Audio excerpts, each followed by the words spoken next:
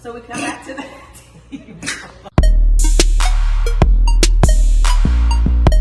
Paloma, congratulations. Thank you. We're so excited for you. Yes. So if you could share with some people, because there's going to be a lot of people that have not purchased a home and they're buying a home for the very first time. What is a tip? Is there something that comes to mind, like maybe the top one or the top two tips that you could give somebody when they're looking to purchase a home? Yes. The first one is to find the good realtor. Yes. And sometimes we feel because we meet a realtor that we have to go with that person, and you don't. You can shop around, call a few realtors. Sometimes necessarily like we feel like if we go with somebody that we know, family members or friends, that we should go with them, but it's not truly necessarily like the best choice. Call them up, ask them a few questions, see what kind of resources they have for you, online resources, application resources, paper resources. Ask them about their experience, because that's major. Yeah. And a second tip would be to get your ducks in a row. Okay, your ducks in a row. Very important. Paperwork. Okay, Paperwork. So ducks in a row regarding paperwork. What are we talking? We're talking paycheck stubs, W-2. Paycheck. Stop jumping from job to job. Yeah. So if you're one of those people that likes to jump from job to job, make sure that you get all your documents. Because it's a big loan. Yes. And they want to document every single little thing. You're not buying a car here from the dealership where they're really trying to get you approved in there. No, you're buying a whole home. Yeah. Hundreds of thousands of dollars you're investing in. $500,000 to $1 million loan. Yes. Yeah. So have your paperwork in place before you even call. Yeah. It'll make it easier. This is not my first home anymore. It's probably my fourth home. Yeah. So just basically have your documents in place. Michelle probably has a list on that. She probably has a whole video on that. You probably have a video on that, don't you? I'm gonna make a video and I'm gonna write it in the caption as well. Michelle has a ton of videos. So if you ever decide to go with Michelle, just know that she's gonna have videos. Michelle Kelly, Realtor, 1111. Thank you. Yes, and honestly, from the realtors and the experience that I have gotten from realtors, you're my third one. And just from what I've experienced, I wouldn't do it any other way. We're friends, but we became friends through other things. But then our friendship kept growing. And even if she wasn't my friend, if I didn't like her as a person, which I do, but if I didn't like her as a person, I would still use Michelle. Why? Because Michelle, she educates you. She's an educator when it comes to real estate, and she's gonna have your best interest at heart. I can definitely testify for that. And the second one is gonna be, I don't have to call her. I never had, I called her once or twice, but not to ask questions. It was other stuff. But when it came down to selling a home, because she helped me sell a home, and to buying a home, I never had to look for her, call her, email her, text her first. And when I did, or I was thinking about texting her, she already got me, she texted me first about what was the process and what was next. Yeah, and that's so important. Yeah, if you have a sidey like me, you need somebody to tell you what's going to happen ahead of time. Exactly. So here's where we are. Yeah. And here's what's going to happen next. Yes. And that's important. That kind of relieves, anxiety, just things that we have going on, motherhood, working, and things like that. There's just a lot on the table. So adding in purchasing a home just adds another layer, right? Yes, exactly.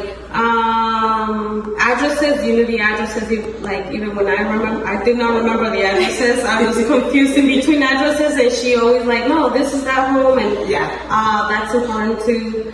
I cannot emphasize enough on the calling me and texting me. That communication it's key, exactly. So when you're shopping for a realtor, if you don't get you a Michelle, at least get you somebody that's gonna look for you and search for you and give you the information without you having to ask it. At the moment that you're having to ask for information, for me, it's already not a good relationship. Yeah.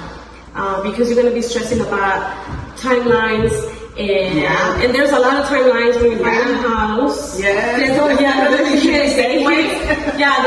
If you use a calendar, you're about to start using a calendar because you have timelines and you gotta meet the deadlines. You could meet that. You could miss deadlines. In the past with my other realtors, I missed deadlines. You can miss deadlines, and that's gonna cost you thousands of dollars. Yeah. Thousands of dollars.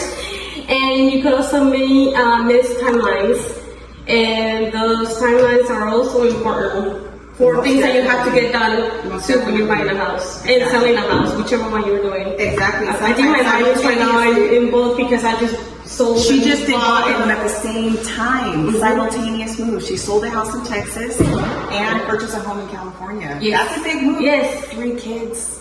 So that's two different moms. I know. That's two different goals, two different scenarios. Yeah. And when you put them all together, it was a disaster. If you don't have the right realtor, you're gonna be missing a lot. So that's I think those two would be my big pointers. I mean, and we could go on and on, but if I was just to give two, is shop around for your realtor. And get your paperwork together. Yeah. So first-time home buyers, or really anybody who just hasn't purchased a home in a while, I want to give you guys a refresher or something new to talk about regarding repairs. So when you purchase a home, you're going to get a general home inspection, and the home inspection report is usually anywhere between 60 pages to 120 pages, depending on how big the house is and what's going on with the house, behind the scenes. So you're gonna get that, and I kind of want to segue over to you to ask about what your experience was with getting the inspections list and going through the repairs and things like that. Oh, getting the inspection list. If your realtor doesn't prepare you, you're gonna be scared. Yeah. Because you're gonna have that list full of repairs and things that are broken. Things that are wrong. Cosmetical stuff, some not so cosmetical, some things are serious, or they seem serious, but they're not. So looking at that list can be really scary and off-putting. And if you are not prepared, you could be walking away from your dream home. Yeah. Because if you buy a brand new home, you're gonna have things in that repair, right? Yeah. There's something sometimes the builders are human and they make mistakes. It's always good also to get a home inspection on new builds as well too. But especially if you're buying a home that has already been lived in, there's gonna be some things going on with the house. And so like Paloma said, that's really important to really take a look at it and have get a quote on what that repair would cost, because on a repair that you might think is going to cost a lot of money, it might just be $100 or $200. Wait, Michelle, but who gets the quote? I do. I get the quotes, and there's a really cool system that we use. It's a repair pricer, and it basically you upload the home inspection report, and it gives you quotes on what each item is going to cost, an estimated amount based on a contractor's quote. And it's really cool, it's really thorough, and then you can actually see right then and there how much that cost is going to be. And that's, you guys, another tool to use to come back to the negotiation table to ask the seller to make those repairs. And so talk about that a little bit. What was your experience like with that part of it? Okay, so for me, with that part of it, I'm not going to bring up the whole house to sell. Okay. But I'm going to bring it up for the buying of the home. Because remember, she helped me sell a home, so I didn't. Yeah. But when you're buying a home and the repairs, I was really lucky. Again, I didn't have to ask her for anything. So we had the repair list, and without me having to ask, Michelle sent me, oh, I got this quote for this repair, I got this quote for this repair.